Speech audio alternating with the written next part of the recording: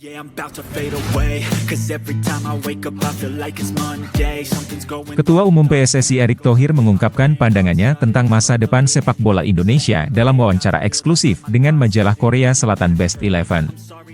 Wawancara tersebut membahas rencana timnas Indonesia di Piala Dunia 2026. Erick berbicara tentang kepercayaannya kepada pelatih Sintayong yang telah menangani timnas Indonesia sejak 2020.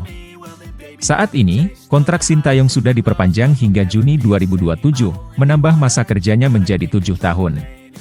Hubungan kerja Erick dan Sin pun akan berlangsung hingga 4 tahun ke depan. Erick Thohir menjadi ketum PSSI pada Februari 2023, lebih lambat dari Sin yang sudah melatih sejak 3 tahun sebelumnya. Dalam wawancara itu, Erick mengenang pertemuan pertamanya dengan Sin untuk membahas pengembangan sepak bola Indonesia. Ia menyebut pertemuan itu bukan sekadar formalitas, melainkan diskusi intens tentang masa kini dan masa depan sepak bola Indonesia. Erick dan Sin berdiskusi panjang soal program yang perlu diterapkan untuk membuat sepak bola Indonesia lebih kreatif dan kompetitif. Menurut Erick, sepak bola Indonesia kurang mengadakan pertandingan internasional. Setelah ia menjabat, setiap matchday FIFA mulai dimanfaatkan untuk menggelar laga internasional. Erick ingin memastikan pertandingan yang digelar memberikan manfaat nyata bagi perkembangan tim. Ia tidak ingin pertandingan hanya menjadi formalitas tanpa tujuan yang jelas. Salah satu langkah besar Erick adalah mengundang Argentina, juara Piala Dunia 2022, ke Indonesia. Pertandingan ini dianggap sebagai simbol dari visi besar sepak bola Indonesia. Bermain melawan tim terbaik dunia seperti Argentina menunjukkan keseriusan Indonesia untuk berkembang. Erick juga menjelaskan bahwa ia mendukung Sintayong dengan tindakan nyata, bukan hanya kata-kata.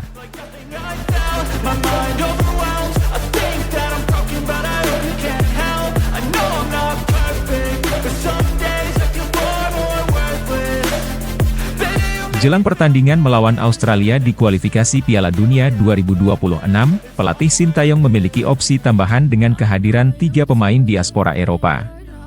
Ketiga pemain ini sempat absen saat timnas Indonesia menghadapi Arab Saudi pada matchday ke-6. Kehadiran mereka diharapkan mampu memperkuat skuad Garuda saat menghadapi Australia di kandangnya serta Bahrain di laga selanjutnya. Pemain pertama adalah Kevin Dix, bek tangguh berusia 28 tahun. Kevin absen melawan Arab Saudi karena cedera yang dialaminya saat debut melawan Jepang. Setelah menjalani pemulihan di Denmark, Kevin kini sudah kembali bermain untuk FC Copenhagen. Dalam 4 pertandingan terakhirnya bersama klub, ia menunjukkan performa yang stabil. Selanjutnya ada Mads Hilger, bek muda berbakat yang juga sempat absen di 2 laga terakhir timnas Indonesia akibat cedera. Terakhir kali ia tampil bersama timnas adalah saat melawan Cina pada matchday ke-4. Saat ini, Mads sudah kembali merumput bersama FC Twente, termasuk tampil di ajang Liga Eropa. Kehadiran Mads akan memberikan keseimbangan di lini belakang, terutama dengan kemampuannya membaca permainan dan menghalau serangan lawan.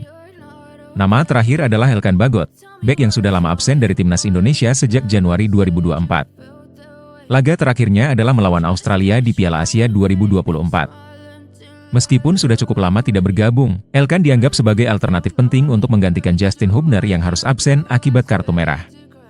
Dengan postur tinggi dan pengalaman bermain di Inggris, Elkan diharapkan mampu menghadapi tekanan dari lini serang Australia. Kehadiran ketiga pemain ini akan menjadi tambahan kekuatan yang sangat berarti bagi timnas Indonesia. Dengan lini pertahanan yang lebih solid, harapan mencuri poin di markas Australia semakin terbuka.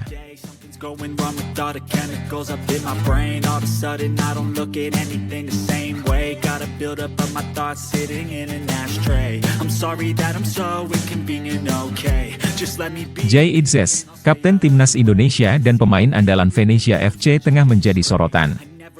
3 klub Liga Italia yakni Bologna, Torino, dan Monza kabarnya tertarik merekrut bek tangguh ini.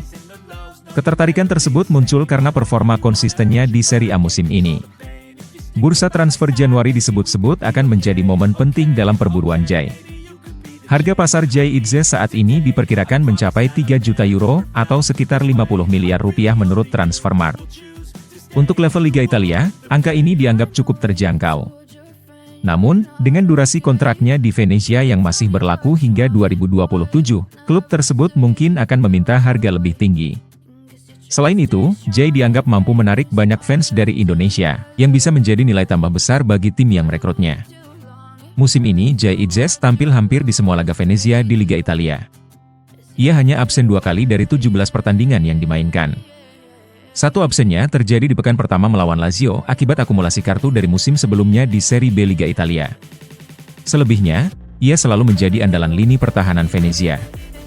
Bagi Venezia, kehadiran Jay Itzes sangat penting. Selain kontribusi di lapangan, ia membawa nilai komersial besar karena pengaruhnya di Indonesia. Klub-klub Italia yang memburunya tentu akan mempertimbangkan aspek ini dalam negosiasi transfer.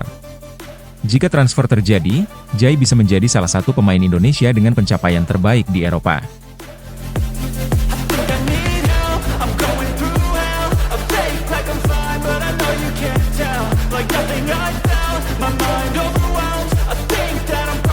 Keputusan PSSI menurunkan pemain U22 di Piala AFF 2024 ternyata berbuah kegagalan. Indonesia harus puas berada di posisi ketiga grup B dan gagal melaju ke semifinal usai kalah 0-1 dari Filipina. Kini, perhatian beralih ke SEA Games 2025, di mana Indonesia memiliki tantangan besar untuk mempertahankan medali emas yang diraih pada 2023. SEA Games 2025 akan digelar di Songkhla dan Bangkok, Thailand pada 9-20 Desember 2025. Sejarah menunjukkan, Indonesia selalu kesulitan di Thailand. Sebagai langkah persiapan, PSSI memutuskan meliburkan Liga 1 pada Desember 2025, berbeda dengan Piala AFF 2024, di mana Liga tetap berjalan. Langkah ini diharapkan memberi waktu lebih bagi timnas untuk persiapan yang matang. Namun, skuad untuk SEA Games 2025 masih belum pasti. Pemain yang tampil di Piala AFF 2024 belum tentu dipanggil lagi, mengingat akan ada kualifikasi Piala Asia U23 pada September-Oktober 2025. Dalam setahun ke depan, ada peluang munculnya talenta baru maupun penurunan performa pemain lama.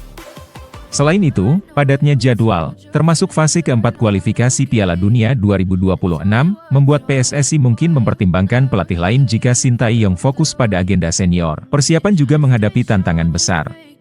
Berbeda dengan SEA Games 2023 yang berlangsung setelah Liga 1 selesai, SEA Games 2025 akan digelar di tengah musim.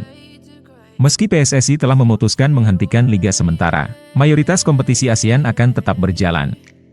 Dengan jadwal yang padat, waktu pemusatan latihan dan uji coba menjadi sangat terbatas. Keputusan PSSI akan menjadi kunci dalam menentukan keberhasilan Indonesia di SEA Games 2025. Apakah Sintayong tetap memimpin atau kembali menunjuk Indra Syafri, semuanya tergantung kondisi saat itu. Untuk mempertahankan emas, koordinasi yang baik antara klub, pemain dan PSSI sangat diperlukan.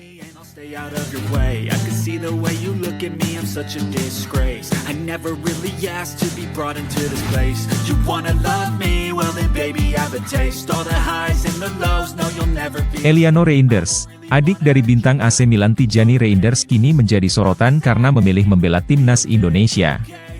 Tijani bermain untuk timnas Belanda, sementara Eliano kini berseragam merah putih. Keputusan ini disambut dengan kebanggaan oleh Tijani, yang menganggap Eliano sebagai sahabat sekaligus saudara terbaiknya. Kedua bersaudara ini memiliki darah Indonesia dari ibu mereka, Angelina Lekatompesi, yang berasal dari Maluku. Ayah mereka Martin Reinders adalah mantan pesepak bola asal Belanda. Kombinasi budaya ini memberikan pengaruh besar dalam kehidupan mereka. Tijani mengaku bahwa ajaran dari kedua orang tuanya membentuk karakter mereka.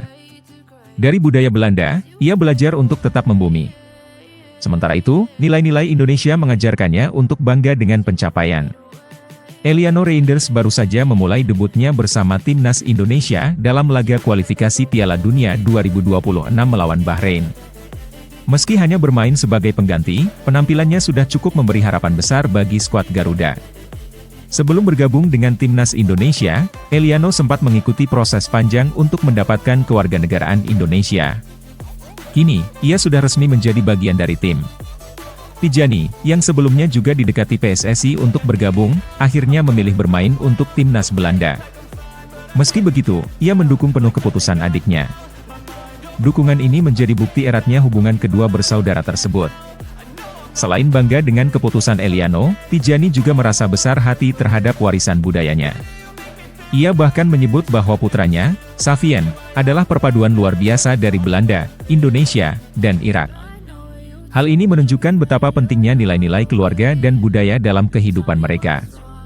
Keputusan Eliano untuk membela timnas Indonesia bukan hanya soal sepak bola, tetapi juga bentuk penghormatan terhadap akar budaya mereka.